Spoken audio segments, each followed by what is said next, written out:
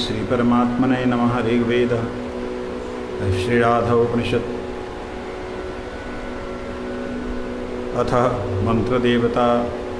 ओं मंगमे मनसि प्रतिष्ठा मनोमय वाचि प्रतिष्ठा अविरावीरं मेधि वेदस्य आणिस्थः श्रुतं मे मा प्रहासि अनेन धीतेनाहुरात्राणसन्धयामृतं वदिष्यामि सत्यं वदिष्यामि तन्मामवतु तद्वक्तारम् अवतु अवतु मां अवतु वक्तारम् अवतु वक्तारम्। ॐ शान्तिः शान्तिः शान्तिः।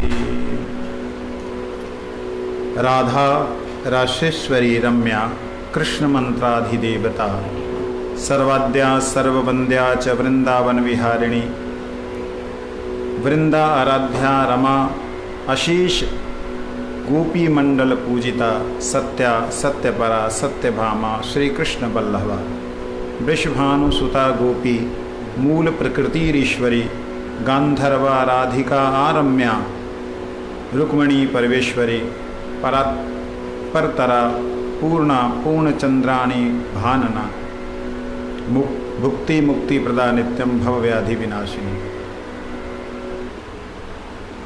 कल हमने सुना था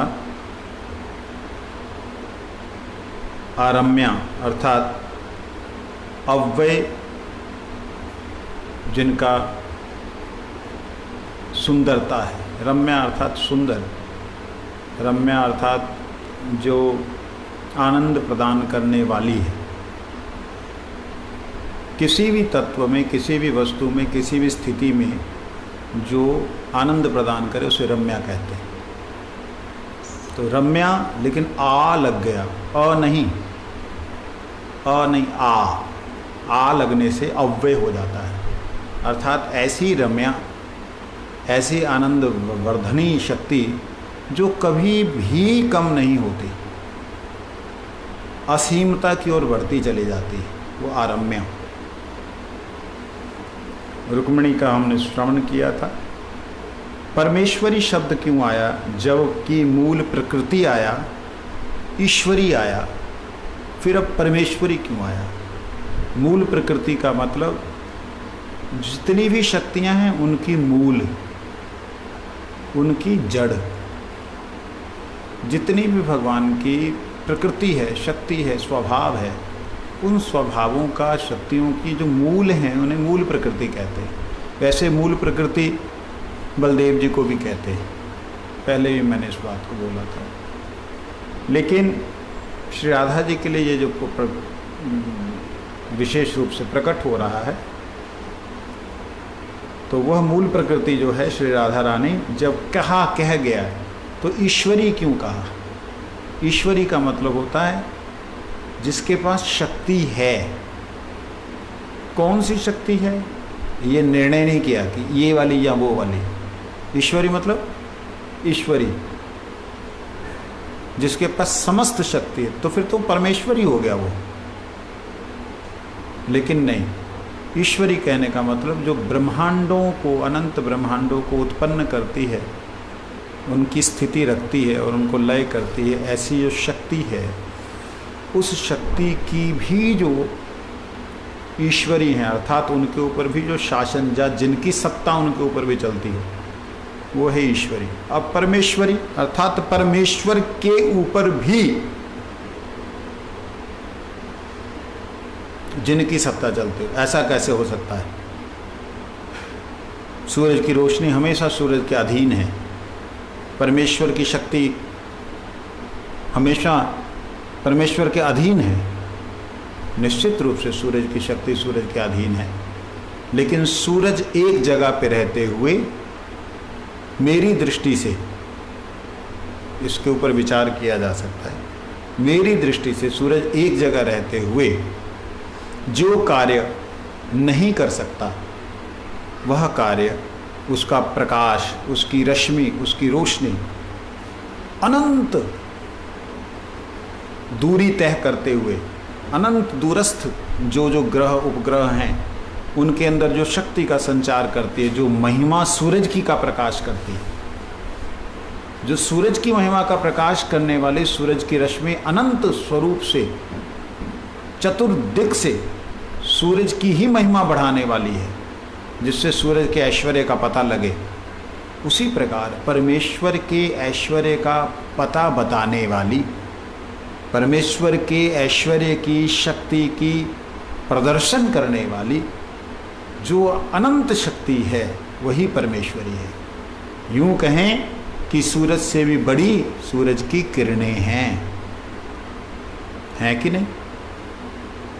एक दृष्टि से देखा जाए तो सूरज तो एक देशीय है, एक जगह पे है, लेकिन सूरज की रोशनी उससे भी ज़्यादा विशाल रूप धारण किए हुए है।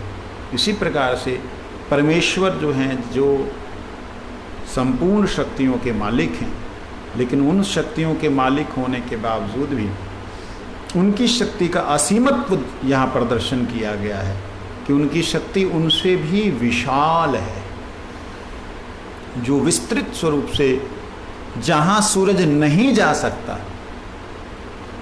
वहाँ जाकर के भी जीव को कृपा करते हैं। गुरु जी का एसी बंद कर। तो जहाँ नहीं जा सकता वहाँ भी उनकी कृपा जाती है। उदाहरण के लिए भगवान किसी भी पतित से नहीं मिलते, किसी भी अधम से नहीं मिलते। क्यों? क्योंकि अधम जहाँ पतित, जहाँ दुराचारी, व्यभिचारी, ये उनको देख ही नहीं सकते, उनके पास वो नेत्र ही नहीं है। लेकिन भगवान की करुणामयी शक्ति जो है वो इन पतितों के पास चली जाती है। किस रूप में चली जाती? नाम के रूप में चली जाती है और जाकर के उनके ऊपर कृपा करती है। और वो उस कृपा से वो जीव परमात्मा तक पहुंचने के लायक हो जाते हैं। तो इसलिए यहां परमेश्वरी कहा गया। ईश्वर को, परमेश्वर को जो एक तुच्छ जीव के पास में, तुच्छ जीव, अत्यंत क्षुद्र जीव, उस क्षुद्र जीव के पास में भी अधीनत्व स्वीकार करा दे, तो वो तो ईश्वर की भी ईश्वर हुई, परमेश्वर की भी परमेश्वर हुई। तो परमेश्वर की ईश्वरी जो है, परमेश्वरी जो है, वो क्षुद्र जीव में ऐसी दैन्यता प्रकट कर देती हैं, ऐसी भक्ति की पराकाष्ठा को ले आती हैं, ऐसा हिलोरा ले आती हैं जिसके अंदर परमेश्वर भी डूब करके भक्ति का आनंद प्राप्त करते हैं।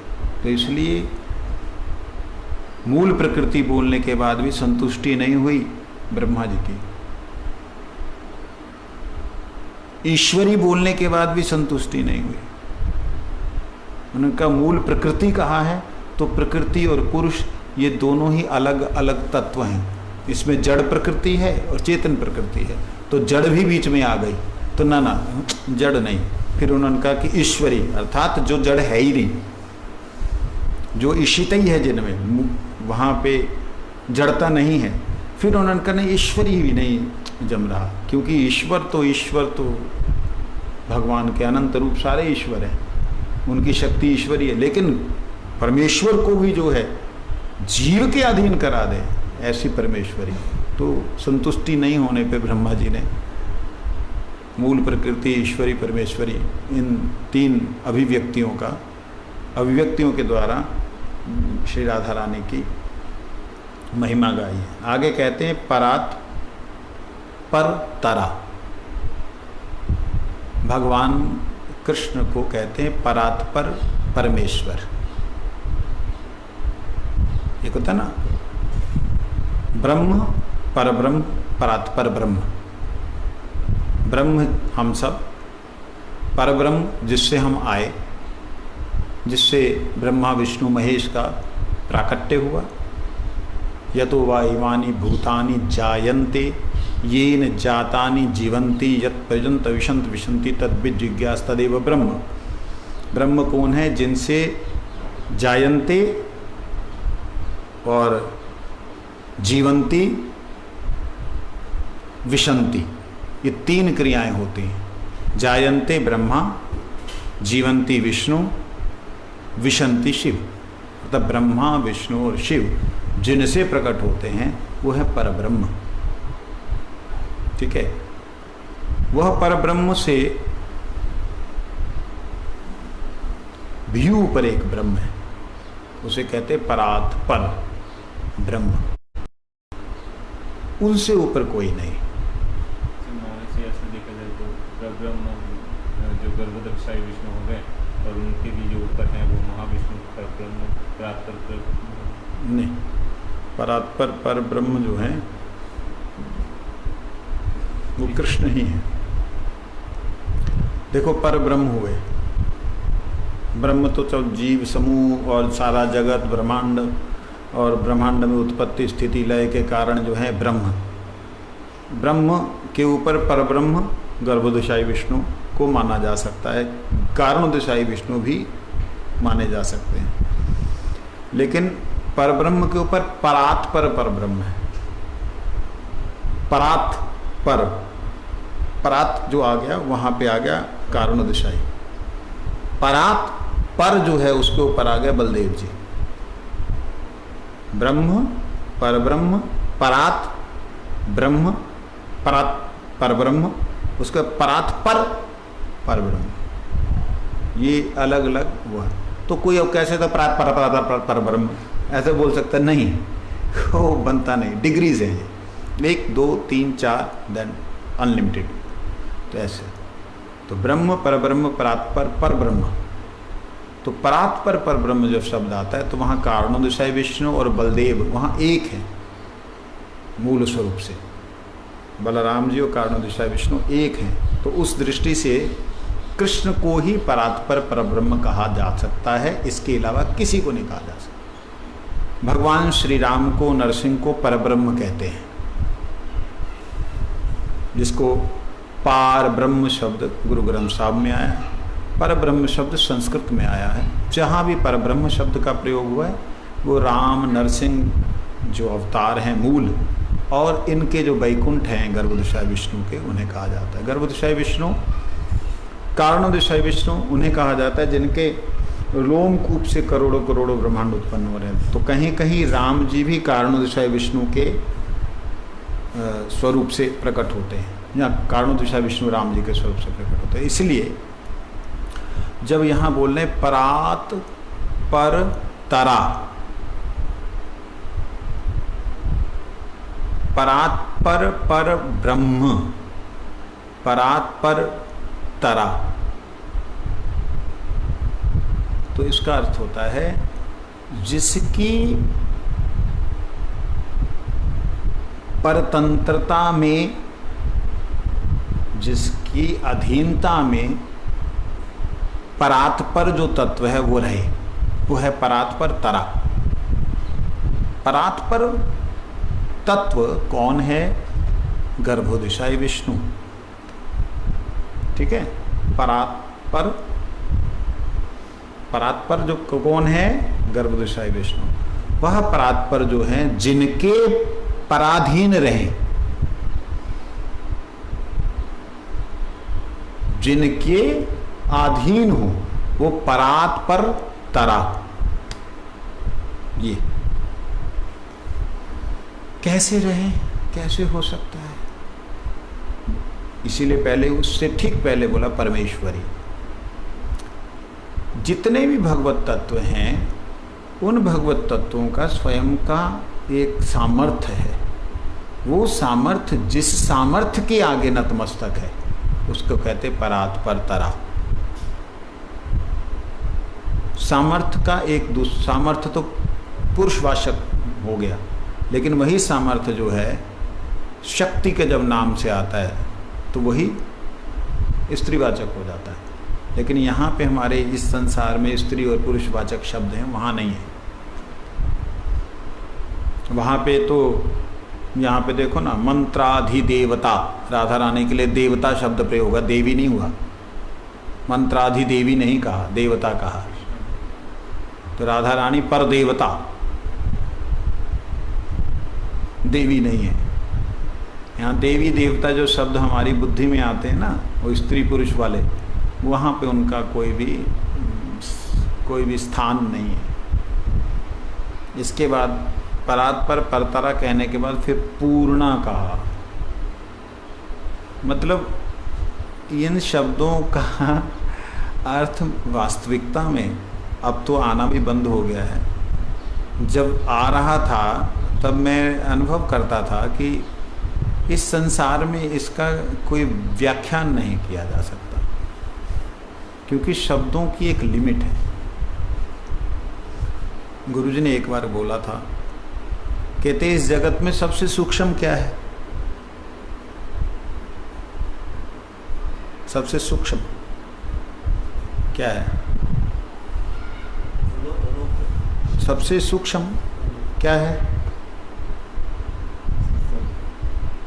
पंच तत्वों में सबसे सूक्ष्म क्या है? आकाश। आकाश का गुण क्या है? शब्द। वेव। कहते हैं, गुरुजी बोले, कहते कि इस जगत में सबसे सूक्ष्म अगर कुछ है तो है शब्द, और उस जगत में सबसे स्थूल जो है वो है शब्द। यहाँ सूक्ष्म है, वहाँ स्थूल है। तो क्या शब्द से सभी का रूप बना? यहाँ तो अब क्या बात चल रही है? यहाँ सबसे जो सूक्ष्म है, जो दिखाई नहीं देता, जो केवल श्रवण में आता है, वो क्या है? शब्द। हमारे यहाँ सबसे स्थूल क्या है? पृथ्वी और चमड़ी वगैरह जो दिखाई देता है, ठीक है। ये तो है ही नहीं उधर, ये उस जगत में इसकी कोई गति नहीं है। वहां पे सबसे ज्यादा मोटा, स्थूल का मतलब होता है मोटा, सबसे ज्यादा दिखने वाला, सबसे ज्यादा दिखने वाला तत्व अगर कोई है तो वो शब्द है। कल्पना करो, नाम, फिर रूप उससे सूक्ष्म, फिर गुण और भी ज्यादा सूक्ष्म, नाम रूप गुण, फिर लीला और भी सूक्ष्म, फिर धाम और भी सूक्ष्म, फिर परिकर अत्यंत सूक्ष्म। सूक्ष्म मतलब हम लोगों के सूक्ष्म मतलब ऐसे ऐसे होते जा रहे हैं, हम लोग ऐसे से हम ऐसे ऐसे होते जा रहे हैं सूक्ष्मता में। लेकिन ये सूक्ष्मता किस तरीके की है, इसको थोड़ा सा मैं जो अंडरस्टैंड करता हूँ कोशिश करूँगा समझाने की। शायद समझ में आए या नहीं आए तो भाग्य के ऊपर है। देखिए, हम इसको लेते हैं, ये सेंटर पॉइंट को, ठीक है। यहाँ सबसे सूक्ष्म क्या है इस संसार के लिए, माया जगत के लिए? शब्द।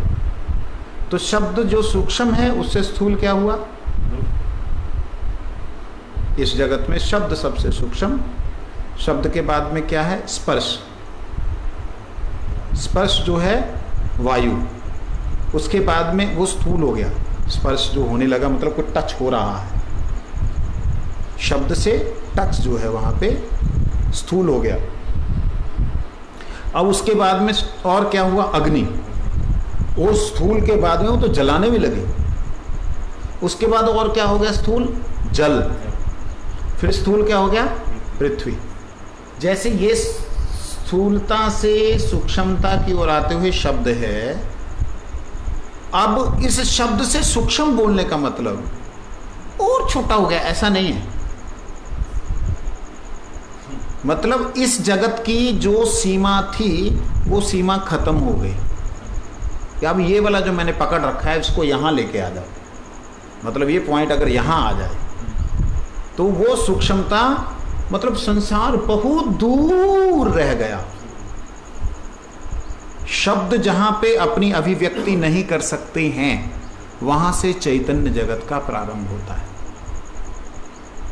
शब्द के द्वारा जिसकी स्तुति, जिसके स्तव, जिसके गुण ना गाए जा सके, वहां से वो धाम की चिन्मय धाम की शुरुआत होती है। तो किसके द्वारा होता है फिर? भाव के द्वारा। वहां भाव से आदान प्रदान होता है, भाव ही शब्द रूप ग्रहण करते हैं।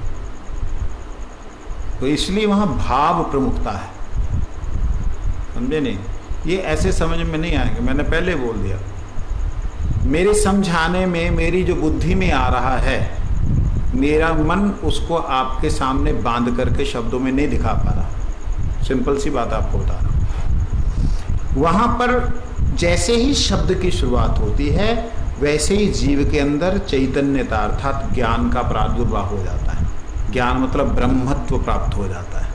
जहां ब्रह्मत्व प्राप्त होता, वहां बिल्कुल संसार का शून्यता अर्थात पूरी तरह निराकारत्व, आकार रहित स्थिति आ जाती है। जहां आकार ही नहीं है, वहां विकार क्या होगा? जहां आकार ही नहीं है, वहां विकार हो ही नहीं सकता। अब उस आकार रहित अवस्था से जब व्यक्ति आगे बढ़ता है, व्यक्ति मतलब आत्मा आगे बढ़ती है, कैसे बढ़ सकती है? जब उसके अंदर विकार ही नहीं होगा तो आगे क्यों जाएगी? तो जा ही नहीं सकती ना। तो वहां भाव रहना चाहिए। भाव क्या? मैं उन पर ब्रह्म को प्राप्त करना चाहती हूं। वो जो भाव होगा, उस भाव के अनुसार वहां पे शब्द तो खत्म हो जाएंगे। जो मंत्र जप हम कर रहे हैं, वो मंत्र जप जो है वहां पे जाकर के उसके अनंत प्रकाश को देख के जीव जो है भूल जाता है। लेकिन अगर ना भूले, गुरु कृपा से याद करते हुए ना भूले, तब क्या होता है? उधर से गुरु कृपा इस जीव के ऊपर दिखने लग जाती है और जीव जो है वो अनंत प्रकाश में से भी अपने गुरु की कृपा की किरण को देख पाता है। और वही गुरु कृपा की किरण जो है उसको वहां से खींच के ले जाती है, उस अनंत प्रकाश में से खींच के ले जाती है। और वो खींचते हुए उसके अंदर जो भाव स्थिर हुआ होता है, वो भाव पुष्ट होता जाता है। अर्थात वो अणुप्रकाश चैतन्य जीव विभुत्व को ग्रहण करता जाता है, विभु प्रकाशत्व को ग्रहण करता जाता है। अर्थात उसकी जो ल्यूमिनेस है, ल्यूमिनेस को क्या बोलेंगे, उसके अंदर सेल्फ ल्यूमिनेस जो है, उसकी खुद की प्रकाश, स्वयं प्रकाश जो शक्ति है, वो स्वयं प्रकाश शक्ति बढ़ती जाती, जिसके कारण उसको फिर प्रकाशमान जगत का दृश्य नजर आना शुरू होता है। वो प्रकाशमान जगत का दृश्य जो है वो इस संसार के दृश्य से पूरी तरह अलग है।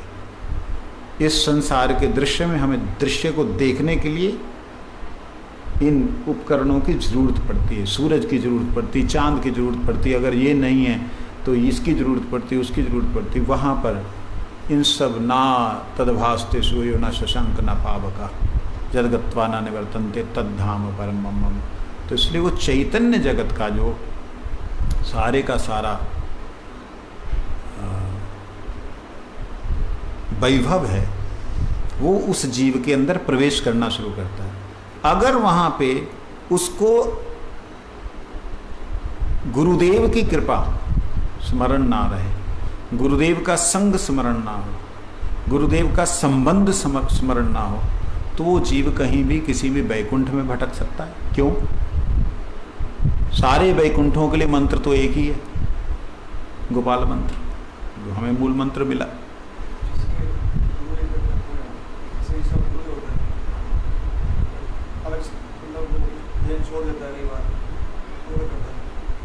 उनको तो अगर उसका भजन बहुत तीव्र होगा, मतलब ये यहाँ तक आने वाली स्थिति में तक उसका अगर भजन होगा, देखिए वहाँ से आते हुए यहाँ तक सूक्ष्मता में आने की उसकी जो स्थिति वाला मन वो होगा, तो वहाँ पे अगर वो वहाँ तक कर पाया, पहली बात, उससे पहले तो उसे मिल ही जाते हैं गुरु कृपा करके, क्योंकि ऐसे जीवों के ऊपर जो है भगवान की योग माया की क्रिया चलती रहती है। वो किसी न किसी तरीके से कोई योग, कोई भगवत युक्त जीव को मिला देती है। लेकिन अगर बाय दी वे वो ना मिल पाए तो उसको उस ब्रह्म में आकर के परम सुख मिलता है और स्वयं को भूल जाता है, और फिर वो ब्रह्म में विचरण करता है, अनंत काल तक विचरण करता रहता है। फिर भगवत कृपा से कभी जब भगवान आने लगते हैं तब ये शुद्ध जीव फिर दोबारा से उनके साथ में एक फोर्स के बीच में बह के चले आ जाते हैं। और जब वो आते हैं, कोई ऋषि बन जाता है, कोई पत्थर बन जाता है, कोई ठाकुर जी की कोई लीला का दर्शन करता है, फिर उनको मौका मिलता है। लेकिन वो किसी भी हट को लेके ना बैठे हों कि मैं ब्रह्म हूँ, मैं ब्रह्म हूँ, ऐसा वाला ना हो। ऐसी स्थिति वाला वो ना, अगर ऐसी स्थिति वाला होगा तो उसे ब्रह्म की अंतरंग ज्योति में स्थान मिल जाएगा, फिर जीवन भर के लिए, फिर अनंत काल के लिए, मतलब काल ही नहीं है, फिर तो लिमिटलेस उसका जो है एक स्थायित्व प्राप्त हो जाएगा, सायुज्य प्राप्त जिसको बोलते हैं वो हो जाएगी। और सायुज्य के अंदर नहीं अगर जाता है तब उसका ये ब्रह्म, उसको बोलते ब्रह्म पद, जहाँ उसको बोले ब्रह्मभूत अवस्था में पहुंच करके वो ब्रह्म में विचरण करता है अनंत काल तक। और जब परमात्मा फिर कभी इधर उधर जाते हैं, विचरण करते हैं, तो जो शुद्ध शक्तियां होती हैं वो परमात्मा के साथ ही विचरण करती हैं। जैसे कोई व्यक्ति जाता तो हवा उड़ती जाती है, धूल उड़ती जाती है, तो ऐसे ही वही लोग भी उड़ते हुए उनके साथ बहते हुए आ जाते हैं। ऐसे शुद्ध जीवात्माएं, ब्रह्म ही जो प्रकाश कण के रूप में विराजमान होता है, वो परब्रह्म का आनंद लेने के लिए आ जाता है। इसलिए उन जीवात्माओं को जो पूर्ण शुद्ध होकर के मुक्त हो गई हैं, पूर्ण शुद्ध होकर नित्य मुक्त अवस्था को जिन्होंने प्राप्त कर लिया है, वो जीवात्माओं का, उन जीवात्माओं का आप अलग आइडेंटिटी नहीं दे सकते, क्योंकि ब्रह्म का ही घन रूप है, घन रूप है। उसके अंदर कोई विकार है ही नहीं, उसके अंदर कोई इच्छा है ही नहीं, मतलब भगवान के प्रकाश का ही एक घन स्वरूप है। घन स्वरूप जानते हैं? घनीभूत अवस्था। जैसे गैस है तो गैस जो है वो घनीभूत हो जाए तो क्या बन जाती? ड्रॉप बन जाती। जैसे हमारे एलपीजी गैस है तो आग खोल देंगे तो नज़र नहीं आएगी, लेकिन अंदर हिलाने से नज़र आती है, हाँ भी पानी है, समझ लगी? तो घनीभूत अवस्था, ब्रह्म की घनीभूत अवस्था जो पूर्णतः शुद्ध हो गई है, वो नित्य मुक्त हो जाती है। और वो यूं कहें कि वो अनंत प्रकाश परमात्मा का, वो इस रूप से, किस रूप से? इस ब्रह्म बिंदु रूप से, इस शब्द बिंदु रूप से, इस नाद बिंदु रूप से, ये जो मैं जो नाम बोल रहा हूँ, नाद बिंदु, शब्द बिंदु, ये वास्तविकता में ये उपनिषदें हैं। इस रूप से वह परमात्मा के साथ उड़ते हुए, जैसे नहीं कण उड़ते हैं, इधर आएंगे तो मिट्टी के कण उड़ते हैं, उधर जाएंगे तो ब्रह्म कण उड़ते हैं, तो ब्रह्म कण है, ब्रह्म के ही भगवान के साथ युक्त, क्योंकि ब्रह्म ही परब्रह्म के साथ युक्त हो सकता है और कोई नहीं। जड़ तत्व है ही नहीं ना वहां, तो मैं पहले ही बता दिया जड़त्व कहाँ छूट गया, तो वो ब्रह्म ही है। वो ब्रह्म परब्रह्म के साथ में जब इधर से उधर विचरण करते तो वो भी आनंद लेते, वो भी उनको आनंद। लेकिन उनका सिर्फ एक ही होती प्रॉब्लम कि वो उससे ऊपर का रस नहीं लेते, क्योंकि उनमें इतना आनंद आता है उनको, उनके अंदर इच्छा नहीं होती। वहां पर एक स्तर से दूसरे स्तर में जाकर के लोलुपता या इच्छा नहीं जागृत होती। इसीलिए यहाँ पर हम लोग वैष्णव संग करके एक से उन्नत अवस्था के बारे में सोच सकते हैं, लेकिन वहाँ पे सोच होती ही नहीं है, क्योंकि वहाँ पे पास्ट है ही नहीं ना। सबसे बड़ी बात है, वहाँ पे उनको पास्ट नहीं है कि वो सोचे यार इसमें तो आनंद था नहीं, इसमें ज़्यादा है। वहाँ फ्यूचर भी नहीं है। जहाँ पास्ट एंड फ्यूचर नहीं है, जहाँ भूत और भविष्य नहीं है, जहाँ वर्तमान काल है, वहाँ पे तो वो वर्तमान में जो आनंद ले रहा, पूर्ण आनंद ले रहा, उसे किसी भी तरह से, जैसे उदाहरण के लिए ब्रज के कितने भी भक्त हैं, शांत दास से साक्य वात्सल्य मधुर जितने भी भक्त हैं, कभी भी गाय के मन में नहीं आता माँ यशोदा की बात का। इस जगत में आके गाय जो है माँ यशोदा की बात सोच सकती है, उधर नहीं सोचती, आता ही नहीं, अपने आप में पूर्ण। पूर्ण के भीतर ही तो हैं, और पूर्ण के साथ ही खेल रहे हैं, क्योंकि वहां पे जो काल है ना, समय जो है नहीं वहां। कहने का मतलब ये, टाइम वहां नहीं है, टाइम सिर्फ यहां पे है, इस जगत में है। कल था, आज है, कल होगा। वहां कल होगा होता ही नहीं है। आपको कैसे समझाऊं इसे? समझाने के लिए कोई वो नहीं।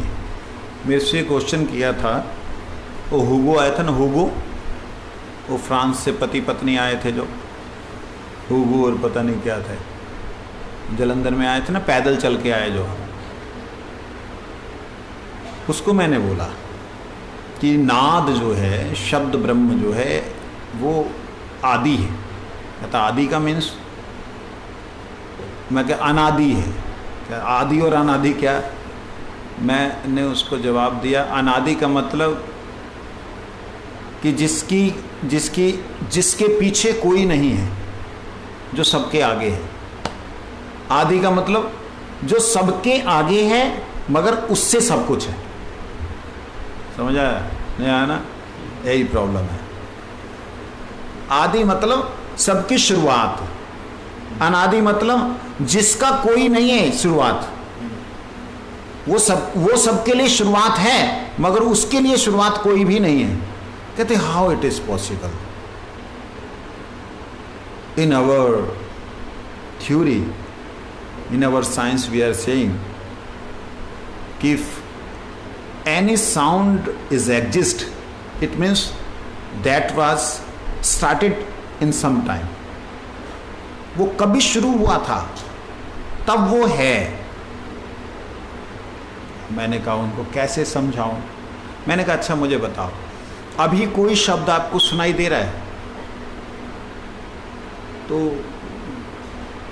कहते अभी कोई मोटर की मैं कहा मोटर का साउंड नहीं, कोई अलग से कोई साउंड ऐसा है जो सुनाई दे रहा है, जो सब जगह है, आपके भीतर भी है, बाहर भी है, कान में भी है, आपके मंदिर की दीवारों में भी है, और इन दीवारों से हटके ग्राउंड में है, वहाँ भी हो। कहता है ऐसा तो कुछ समझ में नहीं आ रहा। तो फिर मैंने साउंड योगा वाला जो वो था वो किया, वो उनके रोंगटे खड़े हो गए पति पत्नी के कि ये क्या था। मैंने कहा that is the sound which is all exist, जो हमेशा है, सत है। इसी प्रकार से भगवान का रूप भी सत है, भगवान का धाम भी सत है। समझे नहीं? तो ये सब कुछ सत है।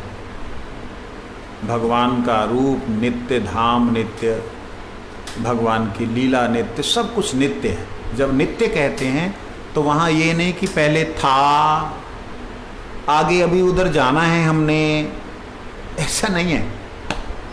तो ये चीज़ को मैं इन प्रैक्टिकल समझाना मुश्किल है, क्योंकि हमारे पास वो शब्द नहीं हैं जिनसे इन्हें अभिव्यक्त किया जा सके। मैंने कई बार इस चीज़ का उदाहरण दिया है।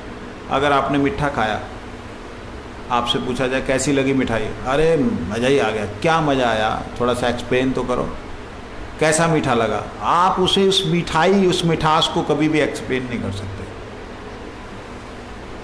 उसको आप किसी भी तरीके से वैज्ञानिक आधार पर उसकी आप मिठास को, जो आपने अनुभव की है, उसको व्यक्त नहीं कर सकते।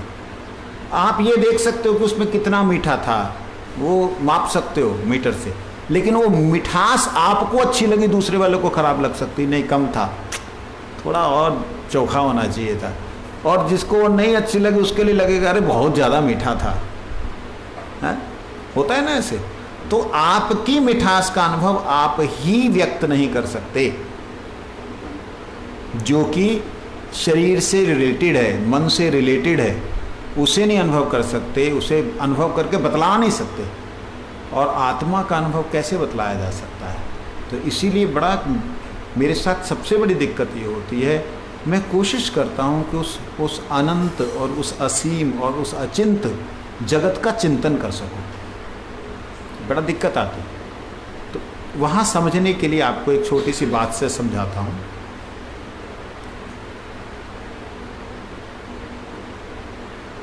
आपने कभी आत्मा को देखा? नहीं। कैसे समझाया जाए?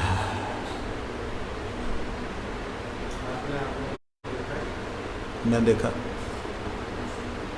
स्वयं की, स्वयं को, दूसरे को नहीं। तो दूसरे का भी एक कृपा हुई थी, लेकिन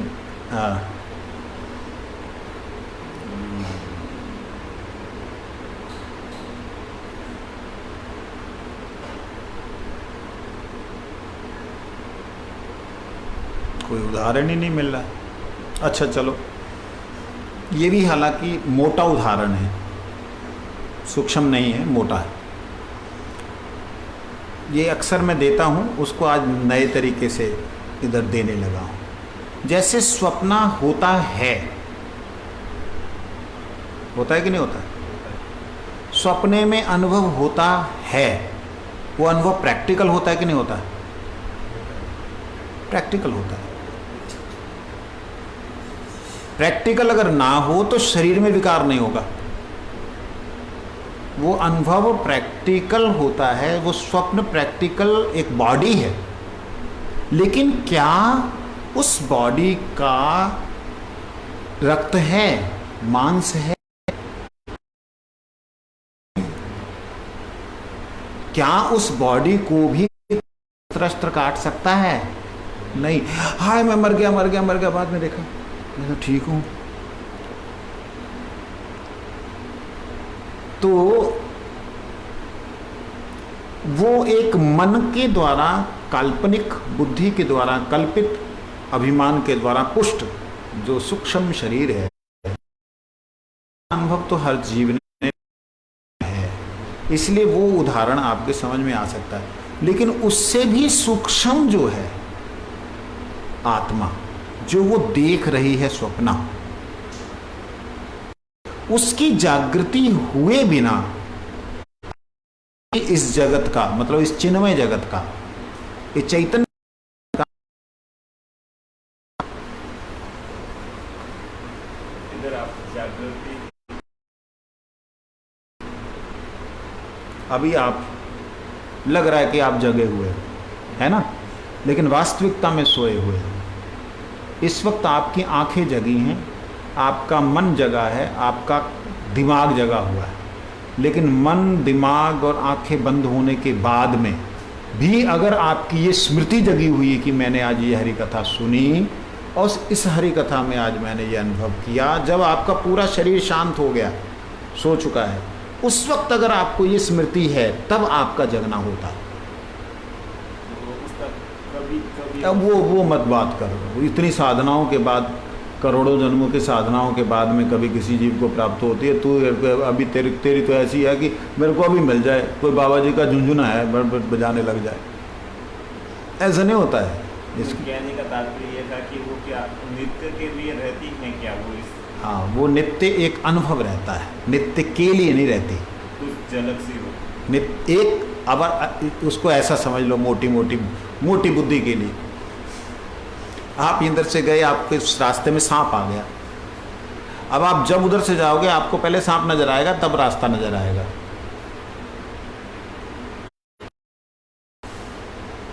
ओह, यहाँ सांप मिला था, ऐसे होता है। अगर सांप से नहीं डरता तो शेर अगर कहीं निकला मिल जाए तो आप उस गली से निकलोगे, जब बुढ़े हो जाओगे ना तब तक बच्चों को बताते रहोगे यहाँ से शेर निकला था, एक बार शेर निकला था।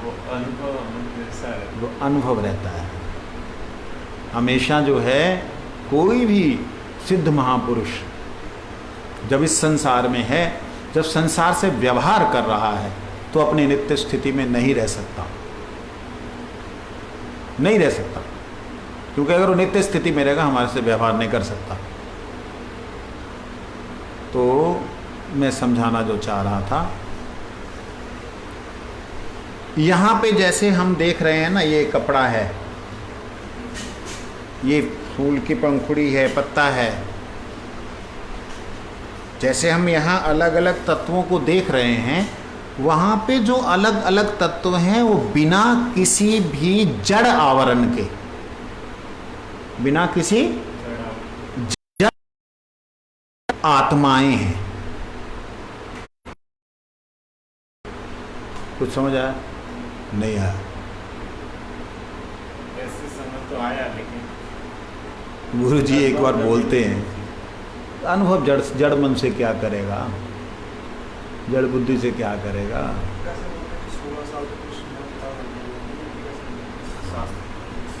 वो ऐसे इस जगत में जो एक 14 साल का, 13, 12.5, 11 साल का बच्चा जो दिखाई देता है, जो उसके अंदर तरुणता दिखाई देती है, वैसे हैं दिखते, वो दिखते ऐसे हैं, मगर उनकी कोई एज नहीं है, दिखते ऐसे तरुण। कहने का अभिप्राय ये है, तरुणता को, जैसे तरुणता को प्रदर्शन करने के लिए, और कोई वो नहीं है, कोई आधार नहीं है वहाँ का। मैं एक बात सिंपल सी कह दूँ, जितने शास्त्र हैं, जितने ग्रंथ हैं, ये सब 1% हैं। 99% कोई भी व्याख्या नहीं कर पाया, ना हम कर पाएंगे, ना आने वाली पीढ़ियाँ कर पाएंगी। जब ऋषि मुनि नहीं कर पाए, उन्होंने बोल दिया नेति नेति नेति नेति, ये नहीं ये नहीं ये नहीं वो नहीं, तो हम क्या कर सकते हैं। लेकिन फिर भी समझने और समझाने के लिए गुरुदेव की कृपा से, गुरुदेव ने कुछ एक शब्द बोले थे, वो शब्द नेक शब्दों ने कृपा की।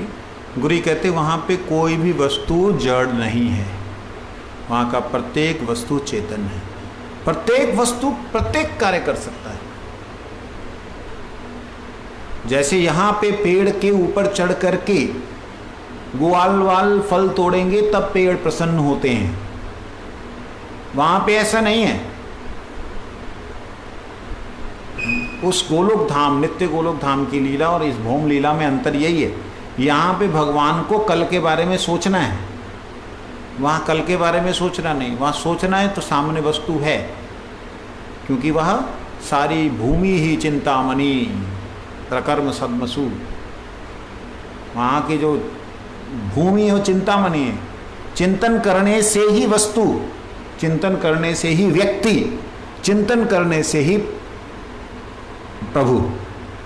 केवल मात्र कृष्ण का चिंतन करने से ही कृष्ण सामने है। वहां कोई बर्तन धोने नहीं पड़ते, तो बढ़िया है, फिर तो हम यहां भी काहे को धोएं, बैठे भजन करें। गुरुजी ने एक बार बोला, कहते ये जो लोग यहाँ सेवा नहीं करते ना, अपना सोचते हरिनाम करने से हो जाएगा सब, वो लोग को गोलोक धाम में प्रवेश नहीं है, वहाँ तो सेवा करना पड़ेगा। गुरुजी ने ऐसा बोला। तो मैंने पूछा, मैंने कहा महाराज जी वहाँ भी बर्तन मांजने पड़ते हैं? गुरुजी कहते वही धाम में और एक ब्रज भूमि वाला जो धाम है, इसमें बड़ा सौंदर्य में अंतर है, वहाँ पर और यहाँ में अंतर। यहाँ पे सब वो सेवा है, वहाँ वो सेवा सुख ऐसा नहीं है, क्योंकि बर्तन भी तो आत्माएं हैं। पहली बार बर्तनों की आवश्यकता नहीं है, लेकिन है वो भी तो आत्माएं। एक बड़ा सुंदर जो है ना अनुभव था, वो मैंने रिकॉर्ड किया था 2-2:30 बजे रात को, शायद 11 बजे, 11 से 11 के बाद में। तो वो गोपी प्रभु के पास में होगा। शांत रस का एक पार्टिकल ऑफ डस्ट, एक कण जो है वो भगवान के साथ संयुक्त होता है।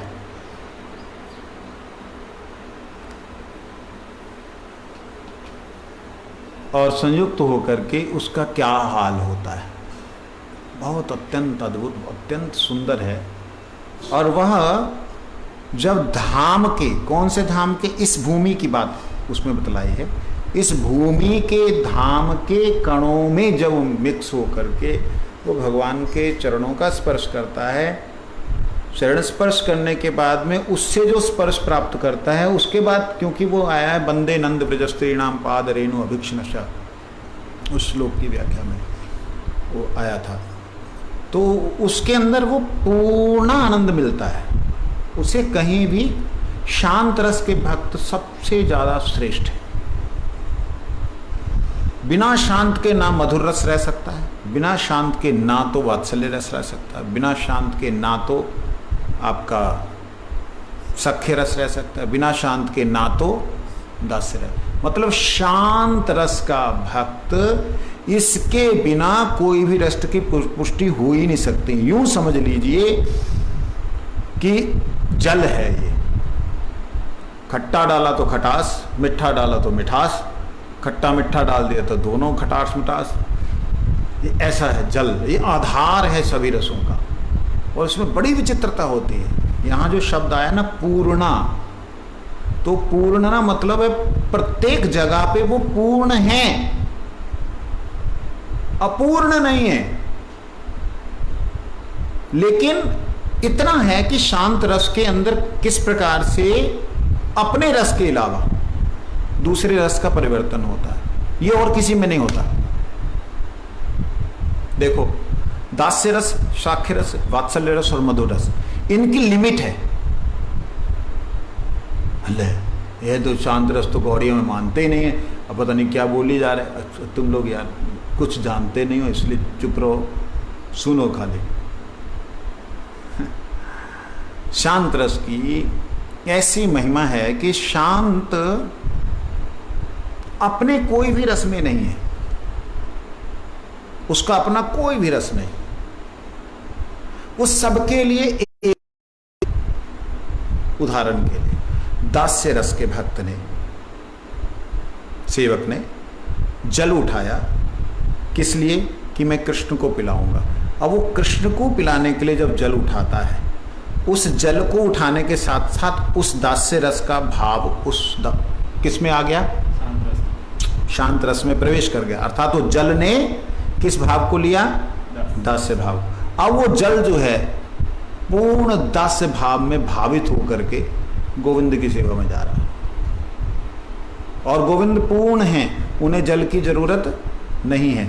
मैं इस जगत की बात नहीं कर रहा हूं, इस वक्त मैं उस जगत की बात कर रहा हूं। इस जगत में भी ऐसा ही होता है, वैसा ही होता है जब भगवान स्वयं आते हैं। अन्य अवतार आते तो उनके साथ ऐसा होता है या नहीं होता मेरे को मालूम नहीं, लेकिन भगवान श्री कृष्ण जब आते तब ऐसे होता है। तो वो जल जो है इस वक्त किस भाव में चला गया? दास। और उस जल को दास्य रस का पूरा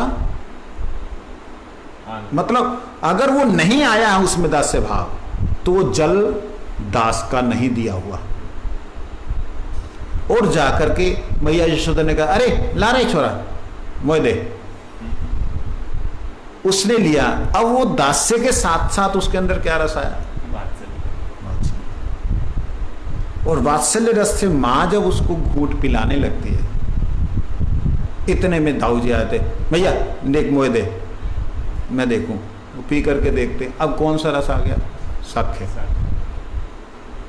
और उसने पिया है तो उस जल के अंदर कितनी तरंगें उत्पन्न हुई होंगी, कल्पना करके देखिए। सबसे ज्यादा ऑब्जर्वेशन अगर पावर है, ऑब्जर्विंग पावर है, वो है जल में सबसे ज्यादा। मैं तो हैरान हूँ, मैं अपने आप को साउंड योगी कहता हूँ, लेकिन मेरे से कहीं अधिक जो है लोगों ने रिसर्च कर ली। मैं तो रिसर्च में गया नहीं क्योंकि मेरे पास संसाधन नहीं थे। रिसर्च की, उन्होंने सिंपल एक मेलोडियस साउंड को चलाया और बर्फ़ को जमाने के लिए जल रखा, बिल्कुल जैसे हीरे के अंदर ऐसे कटिंग होती है ना, पूरे हीरे की तरह उसकी शेप बन गई, किसी बिना शेप के, साधारण उसमें जमाया उन्होंने, हीरे की तरह उसके अंदर शेप बन गई, बड़े ही डिजाइन के साथ में, अत्यंत अद्भुत। और ऐसे ही एक साउंड चलाया जो कि आधुनिक म्यूजिक, वो ऐसा उसका बिगाड़ उत्पन्न हुआ, पता नहीं लग रहा है क्या हो। तो ये चीज, तो शब्द जो है इस प्रकार से क्रिया करता। तो कहने का मतलब जो जल है शांत एक रस भक्त, वो जो माँ यशोदा के हाथ में गया, बलदेव जी के हाथ में गया, और फिर बलदेव जी ने पी करके उनको पिलाया है। आप सोचिए इन दोनों का जो प्रेम है अद्भुत, उसको पान कर रहा है जल, जिस जो कि कोई भी भक्त ठाकुर जी के लिप्स को प्राप्त करते ही आनंद में पागल हो जाता है। ये अधिकार सिर्फ गोपियों को मिलता है। जब माँ यशोदा थोड़ा इधर उधर चूम लेती है, और किसी को मिलता है? बताओ, शांत रस कहां तक जाता है, कल्पना से बाहर है। शांत रस जैसा श्रेष्ठ रस है ही नहीं कोई।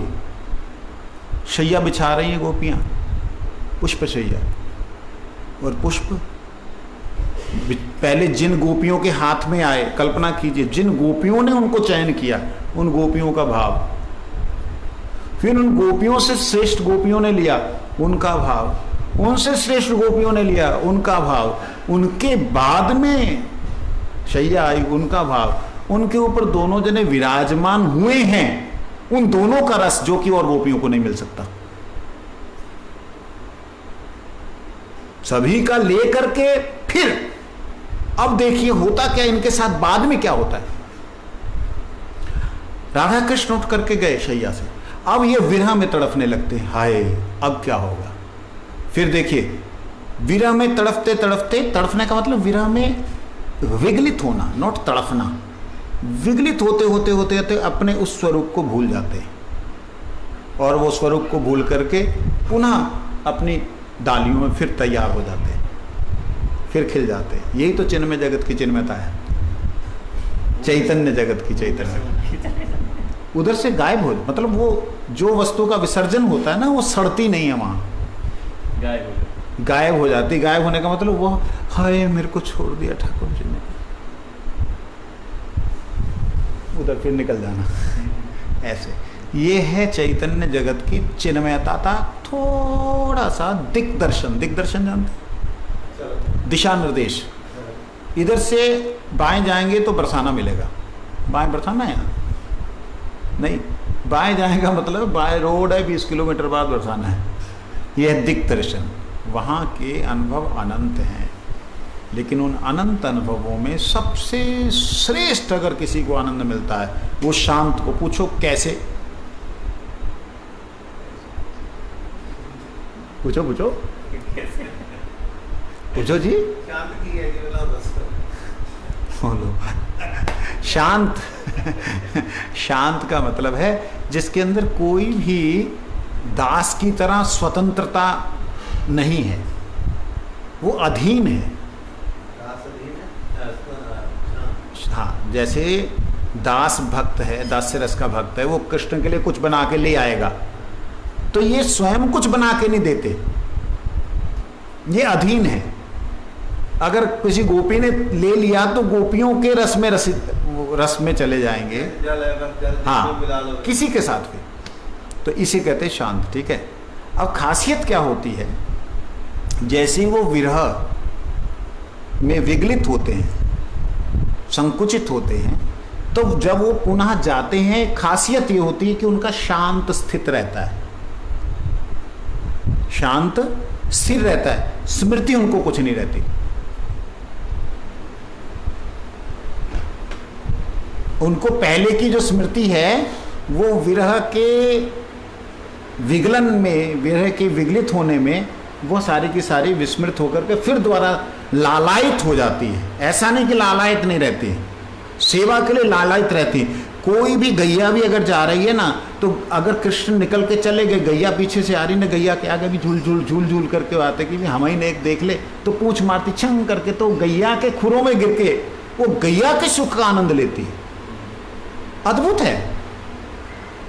मैं बस शांत रस अगर कहीं व्याख्यान करने को, पहली बात व्याख्या कर नहीं सकते, व्याख्यान करने को मिले तो मेरे को लगता मिनिमम सिर्फ शांत रस, ना तो इसके अंदर दूसरा रस लाया जाए ना किया जाए, सिर्फ शांत रस का इतना बड़ा ग्रंथ बनेगा। लेकिन प्रॉब्लम ये आती, मुश्किल ये होती है कि उसके लिए शब्द नहीं मिल पाते, उसको उतारने के लिए शब्द नहीं मिल पाते। शांत रस से श्रेष्ठ रस हो क्या सकता है कि जिसके आधार पे सारे कुछ हैं। धाम शांत, पेड़ शांत, लताएं शांत, जहां बैठे हैं श्याम सुंदर राधा रानी वो शांत, अगल बगल सब कुछ शांत है। शांत के बिना कुछ पूरा हो ही नहीं सकता। शांत के बिना तो मुझे ऐसा लगता है ठाकुर जी भी अशांत है, ठीक है ना। तो इसलिए जब हम पूर्णा कहते हैं, राधा रानी का ये नाम जो आया है 25वां नाम पूर्णा, तो पूर्णा का मतलब होता है कि प्रत्येक रस में जो पूर्ण रूप से प्रकाशित हो। क्यों जी, वात्सल्य रस में राधा रानी पूर्ण रूप से कैसे प्रकाशित है? राधा रानी का ही एक भाव है जो कि कृष्ण को स्निग्धता प्रदान करे, कृष्ण को सुख प्रदान करे, जैसे मातृत्व के अंदर होता है। तो राधा रानी पूर्णा का मतलब ये कि उनके अंदर पूर्ण रस हैं। ऐसा नहीं कि माधुर्य रस है उनमें, दास्य नहीं है, साख्य नहीं है, वात्सल्य, सारे सब पूर्ण रूप से उनमें। बाकियों में एक है तो दूसरे में दूसरा नहीं है। जैसे 4 ही रसों की गिनती गौड़ीय वैष्णव करते हैं। कौन कौन सा?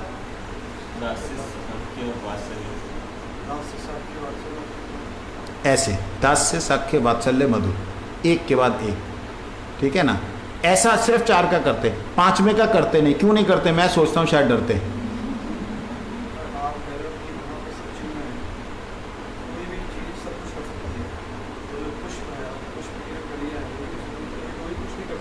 कर सकते हैं लेकिन करती नहीं, यही उनकी विशेषता है।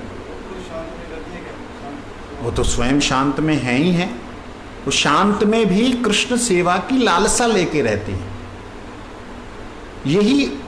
यही मर्यादा है वहां की, कि जो जैसे रूप में है वो उस रूप को पूर्ण रूप से पालन करता। अन्यथा वहां का एक पुष्प इस जगत में अगर प्रकट हो जाए तो इस जगत का कोई भी पापी रह ही नहीं सकता।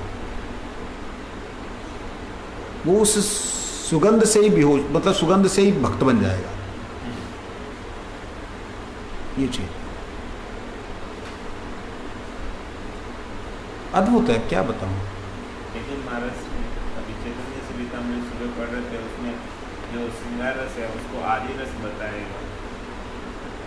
तो आपने तो शांत रस की इतनी महिमा गा, तो अभी दोनों में कौन से? वहाँ श्रृंगार रस आदि इसलिए कहा क्योंकि वो लिखने वाले श्रृंगार रस के भक्त हैं। मेरे सामने बैठे होते ना मेरे गुरुजन, मैंने तो कई गुरुजनों से बात की, तुर्याश्री महाराज जी से बात की, जो कि महापंडित हमारे गौड़ीय संप्रदाय के अंदर, जो कि भारती महाराज भी एक बार सोचते थे तुर्याश्री महाराज जी से बात करने में। तो वो उनके सामने मैंने बात की थी, महाराज जी शांत भक्त को क्यों नहीं हमारे यहाँ गिनती लेते? वो स्वतंत्रता नहीं दिखाता ना, इसलिए कृष्ण को जाना पड़ता है सेवा लेने के लिए। इसलिए कहते कि कृष्ण हमारे पास क्यों आएगा, दास हमारे पास क्यों आएगा। इसलिए हम वो सेवक नहीं बनना चाहते जिसमें कि उनको आने का कष्ट हो, हम पहुंच जाएंगे। इसलिए गौड़ीय वैष्णव ऐसा करते हैं। लेकिन फिर मैंने उनसे बोला, महाराज जी परंतु शांत के बिना एक भी रस की कोई पुष्टि हो ही नहीं सकते। कहते इसलिए तो बोलते नहीं है उसको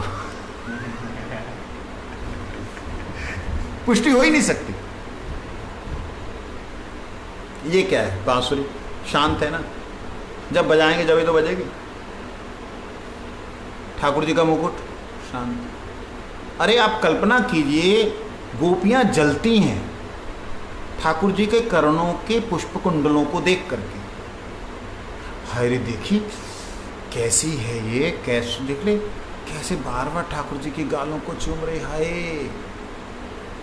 जलती हैं, जलन होती है उनको कि इतना तो उन्होंने भी नहीं कभी ठाकुर जी की गाल को चूमा जितना कि ये कलियां चूम रही हैं। तो ये शांत रस की तो महिमा ही असीम है जी। ठाकुर जी कृपा अगर करेंगे तो शायद शांत रस का भी कुछ प्रकाश होगा इस जगत में। अन्यथा जय राधे श्याम, समय हो गया। वंशा वैष्णव।